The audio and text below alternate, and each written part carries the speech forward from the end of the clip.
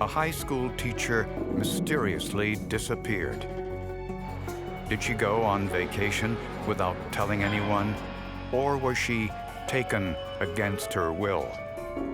Could forensic science find the answer?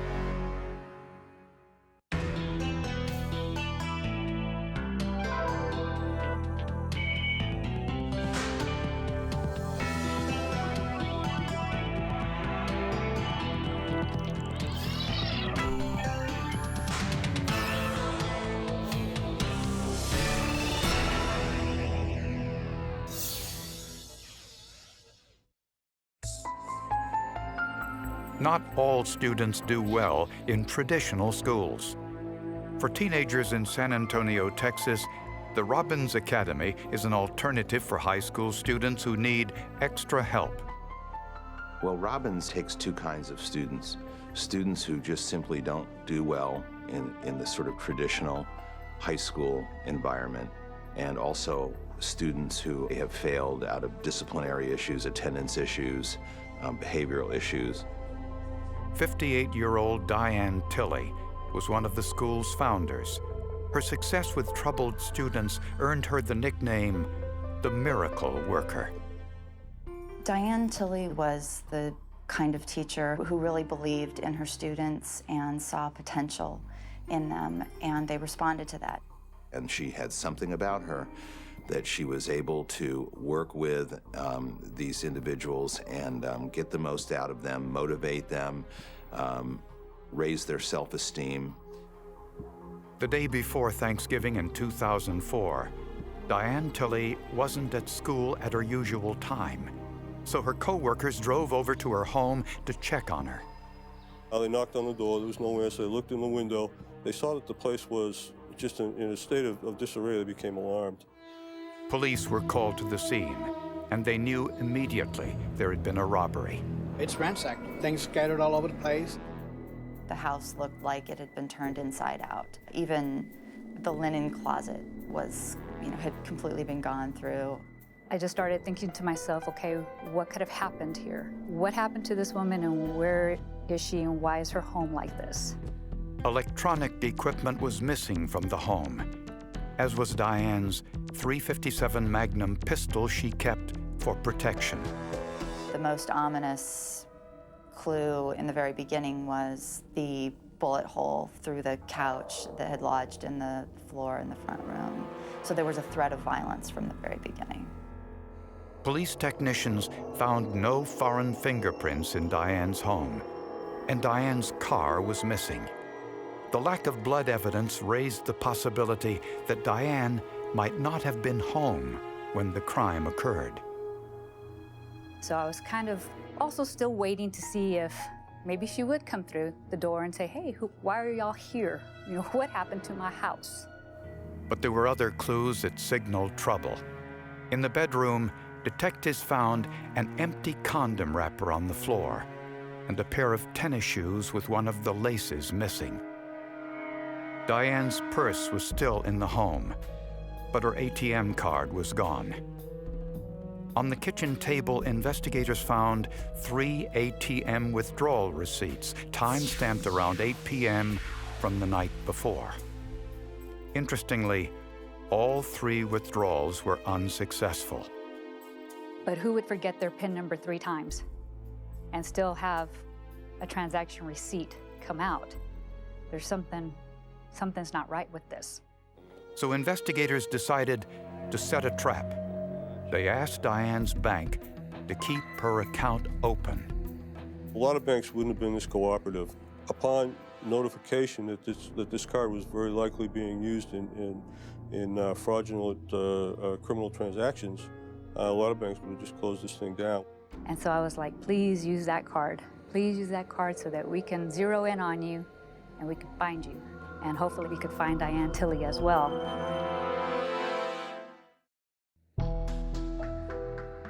The disappearance of Diane Tilley made headlines in San Antonio, Texas. She had helped many students with learning problems and in the process made many friends. Most students don't talk to their teachers about their personal problems, but almost all the students talk to her about theirs. Diane was a divorced mother of 2 grown children. She lived alone, which explained why no one seemed to know where she was.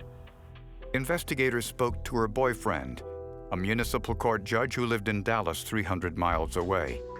He told police he was in Dallas the previous night, and he'd spoken with Diane at 6 p.m.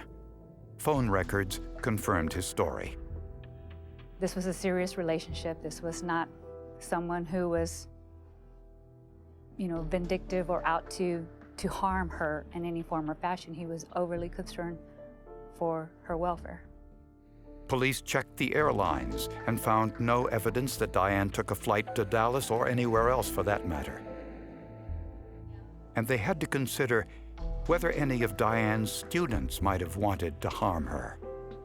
That was something that we really looked at carefully. Her students were troubled kids, troubled youth. Like I said, some of them with backgrounds, gang member backgrounds and things like that.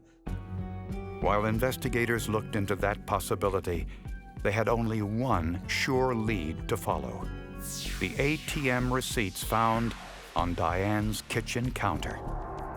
A code number on the receipts identified the ATM that rejected Diane's card. It was inside a Shell gas station just a mile from Diane's home. Fortunately, there were high-quality security cameras. We were able to actually see an individual walk up to the ATM, attempt to use the ATM card, and then leave the store with the 3 declined transaction receipts in his hand. The man was black or Hispanic, tall and thin. 20 minutes later, a young girl used Diane's ATM card at another location. And that one showed a Hispanic to black female. They couldn't really tell at the time, a little heavy set in probably mid-teens, early 20s with a striped shirt on. On this attempt, the girl used the correct PIN number and successfully withdrew $400 from Diane's account. I thought, wow, how gutsy, or just how dumb. But then again, I was thinking, great, this is a criminal at work doing their thing, and this is what's going to lead us to them. And the 2 were driving what appeared to be a Fleetwood Cadillac, which looked like Diane Tilley's car. A few hours later, a motorist found Diane's car on fire in a deserted field. When I got to the scene and saw them extinguishing her car, I remember thinking, God, please don't let her be in that trunk of that car. Fortunately, she wasn't. Another witness saw a white pickup truck leave the scene, but he didn't get the license plate number. They gave the same descriptions of the suspects that we had in the surveillance videos. Back in Diane Tilley's home, investigators were able to find a partial fingerprint on a liquor bottle. I think that he wore gloves through most of what was going on in Diane Tilley's house. He apparently took the gloves off long enough to enjoy a drink from some scotch that Diane Tilley had in her kitchen, thus leaving the fingerprint on the bottom of the bottle. Investigators desperately wanted to find the man and young girl using Diane's ATM card. They knew that Diane Tilley's life might depend on it. We're just all holding our breath, and there are many prayers going up, I can assure you today, for her. I'm angry, and I want to know where she's at, and I just miss her. I'm afraid to go outside. We have not found a body. We have not found substantial amounts of blood. Something's not right. The prime suspects in Diane Tilley's disappearance were the middle-aged man and young girl who were last seen driving a white pickup truck. Every policeman in the area was on the lookout, and it wasn't long before a patrolman stopped 2 people in a motel parking lot who fit that description. They were identified as 15-year-old Pearl Cruz and her 33-year-old father, Ronnie Neal. Both denied any involvement in Diane Tilley's disappearance, but they admitted stealing her car. He said, I was at a car wash and I found Diane Tilley's car. And he said, you're not going to believe this, but the car was running and the door was open and there was all this stuff in it, and I just couldn't resist it. And how did he get Diane Tilley's ATM card? Well, what he said was, in the glove box of this car, he found Diane Tilley's ATM card and with a little piece of paper just below it with the PIN number. I knew he was lying. I mean, you could tell by his body language, by just everything that came out of his mouth was a lie. Neil said he was following Diane's disappearance in the news and didn't want to be linked to it, so he got rid of Diane's car. His story made no sense whatsoever. This was just a man who was just grasping at straws. A background check revealed Ronnie Neal had multiple convictions for robbery and had recently been released from prison for a weapons violation. And police discovered a link between Diane Tilley and Ronnie Neal. Ronnie met Diane first through his lawn mowing business. Diane had apparently hired him to do some work in her yard. Ronnie Neal's fingerprint matched the partial print found on the liquor bottle in Diane's home. And a check of Neal's cell phone records indicate he called his ex-wife on the night of Diane Tilley's abduction. He gets on his cell phone, he calls Elisa Stanley, Pearline Cruz's mother, and we actually have this cell phone bouncing off a tower. The area was about 15 miles from Diane Tilley's home, an area encompassing hundreds, if not thousands, of acres. It did, however, lead to speculation. I believe he was standing over the body of Diane Tilley when he called Elisa Stanley. When questioned, Elisa Stanley confirmed the call, but claimed she knew nothing about Diane's abduction. According to Miss Stanley, Neal told her he came into some money and asked her to go shopping. Despite this evidence, Ronnie Neal refused to cooperate. So police focused on his daughter, Pearl. She too refused to cooperate, at least initially. I recall being very angry with Pearl Ann over what happened with Diane Tilley and telling her that there wasn't a day that was going to go by that she wasn't going to think about this. And after 10 days in custody, Pearl led police to Diane's body. It was the area where Ronnie Neal made his cell phone call, a deserted field under a pile of brush 15 miles from Diane's home. Although the body was badly decomposed, it was clear that she'd been shot several times. Her hands were bound with a dark blue polyester shoelace that looked like the missing shoelace from Diane's tennis shoes. Both laces had the same tiny specks, delustering agents added to synthetic fibers to reduce the shine. And there were other similarities. The plastic pieces on the end of the shoelaces are called aglets. The aglets were the same size and the same color on both shoelaces. Dental records confirmed the body was Diane Tilley. Everybody had a tremendous emotional reaction. It was very, very depressing. It really was. It was very sad. There seemed to be no good at all to take out of this story, no good that could come out of it. Inside Neal's motel room, investigators found Diane's .357 handgun, her luggage, and electronic equipment. The bullets recovered from Diane's body were badly damaged, but the bottom part was relatively intact. I didn't have the whole bullet, but that at least had the entire circumference of the base that I could examine. Ballistic experts could discern the lands and grooves on the bottom of the fatal bullets.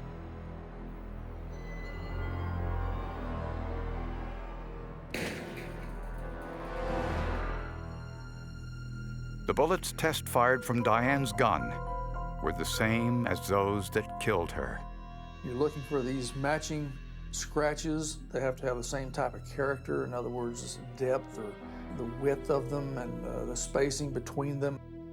Despite the amount of decomposition, scientists recovered a biological sample from Diane's body, which matched Ronnie Neal's DNA profile, proof of sexual assault. Eventually, Pearl told investigators the entire story of what happened to Diane Tilley, one very difficult to believe. After finding Diane Tilley's body, police arrested 33-year-old Ronnie Neal and his 15-year-old daughter Pearl Cruz and charged them both with kidnapping and murder. Investigators discovered that Ronnie Neal had done some landscaping work for Diane, and she even gave him a swing set she no longer needed. Diane took a little bit of care to engage Pearl when they went over to pick up the swing set. She mentioned something to Pearl about, I like your nail polish, it's pretty. And I think she asked Pearl where she went to school. Pearl Cruz told investigators that she and her father planned almost from the start to rob Diane. Well, it's a very disturbing story. It's disturbing on many levels. It's not an easy story to digest at all.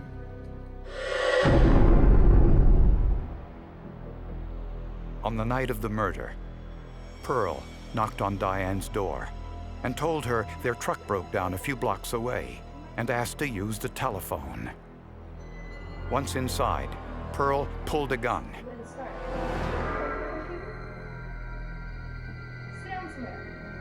Then opened the side door for her father. Neal tied Diane's hands with a shoelace from one of her tennis shoes, then stole her gun and ATM card. Neal took a drink of scotch, leaving his partial print on the bottom of the bottle, then asked Diane for the PIN number for her ATM card. While Pearl guarded Diane, Neal went to the ATM to withdraw money from Diane's account. That's when he discovered Diane had given him the wrong number. What's the right PIN number? So he returned to the house and threatened to kill Diane's cat unless she gave him the correct PIN number. At some point, Neal fired a warning shot into the sofa. Diane gave him the correct PIN number, and the cat was unharmed. Neal left the rejected ATM receipts on the dining room table, packed Diane's car with stolen belongings, and sexually assaulted her. Then all three people, Ronnie, Pearl, and Diane, drove away in her car. They found a different ATM machine, and this time, Pearl successfully withdrew $400 from Diane's account. From there, they took Diane to the deserted field, and Diane's final words were about forgiveness. The last thing Pearl said she heard Diane say was, "Bless this child." According to cell phone records, Neal stood over Diane's body and called Pearl's mother, telling her he had recently come into some money and suggested they all go shopping. Later, Neal ditched Diane's car and set it on fire, thinking they had destroyed all the forensic evidence. But they still left plenty behind. If Ronnie Neal is not executed by the state, then it will really be a travesty. We, the jury, find the defendant, Ronnie Joe Neal, guilty of capital murder. In April of 2006, Ronnie Neal was tried and convicted of capital murder and sentenced to death by lethal injection. Pearl's life was spared in exchange for her testimony. She was sentenced to 30 years in prison.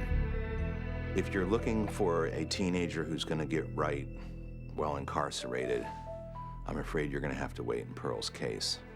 She's a deeply disturbed and abused individual.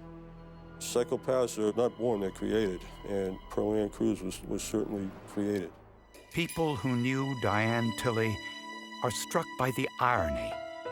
Pearl was exactly the type of child Diane devoted her life to.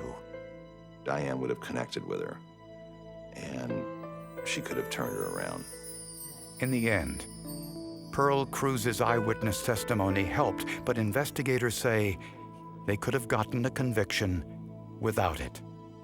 We didn't have to rely on anybody's independent testimony to convict Ronnie Neal. We wouldn't have had to put one person, except for the scientists, on the stand to convict this guy. Not knowing science the way we know science, you know, these criminals just don't think, and that's an advantage for us.